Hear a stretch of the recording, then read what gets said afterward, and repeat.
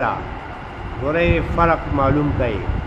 یو قرض دی، اکثر ګورې بعضې ملګري په دې خبره پوه نه شي، نو قرض ته سود وایي. خو دا خو لاس په لاس، جنس په جنس باندې نه نه، یو قرض دی، یو بیه ده، او په دې دواړو کې فرق دی.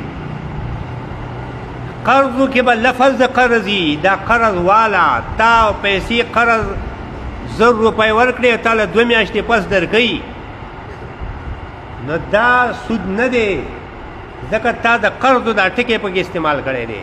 دویم، په قرضو کې به نیټه نه وي.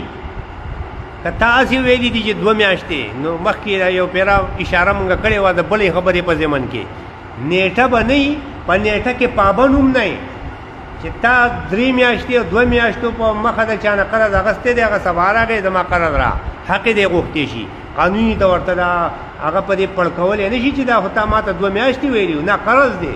په قرضو کې نیټه نه وي، په دې کې به نیټې نه ایږدي، او بیه کې به نیټه وي، باقاعده تاریخ به مقرري.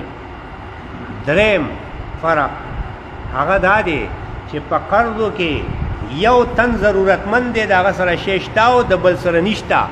ما سره پیسې نشته، تا سره شته، قرض را. ما سره دانی نشته، تا سره شته، قرض را. په بیه کې په دې کې د دواړو طرف سره به شی وي. اکثر وایي هلکه زما د خپل شی خوښ نه دی، دا تاله در کوم، دا غنم مې خوښ نه دي، تاله در کوم. دې کې په بدل کې ماله دا غنم راکته.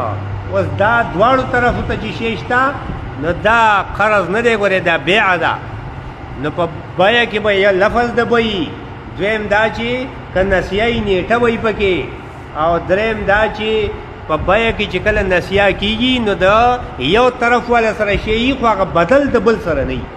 په بیه کې اکثر دی چې بدل یي کله چې په نقدو باندې، خو په قرضو کې یو طرف والا سره شی نه وي، تا نه ځکه قرض علي، بل لفظ پکې د قرض وي. دریم په دې کې به نیټه نه وي. نیټه که چا وکړه هم معتبر نه ده، نیټه پکې ښودل هم نه وي پکار. که چېرې نو یو مجهوله نیټه دې کېدي، لکه 2 میاشتې پس به درکړم، 3 میاشتې پس به درکړم، متعینه نیټه دې پکې نه ږدي. دا فرق دی په منځ د قرض د بیه کې. قرض جایز دی د غنمو، جوارو، پیسو وغیرہ، خو د دې بیه چې کله کوې، د دانو په دانو کوې، د پیسو په پیسو، نو دې کې به څه کوي؟ بیا په دې کې لاس په لاس باندې، یدن بیدن. والفضل ربا، زیاتې پکې سود دی. نو زیاتې یو دا دی چې یو شی زیات ورکي، بل کم واخلې، خو یو بل طریقې باندې زیاتې کمې راځي. هغه دا چې نقد چې دی دې کې حکمن زیاتې دی، او ادار شي کې حکمن کمې دی. دی وجه نه خو خلک د نقد سودا قیمت کم، او د ادار سودا چې د هغې قیمت زیات مقرري. دا ولې؟ ځکه د ادار چې دی دې کې وایي حکمن کمې دی. نو چې کله به دې کې حکمن کمې دی، یو طرف ته تا شی لاسي ورکو، بل طرف ته ادار دی، دا لاسي حکمن ډېر دی، دا نسیه چې دی دا حکمن کم دی. دې کې کمې زیاتې حکمن راغی، حقیقتا نه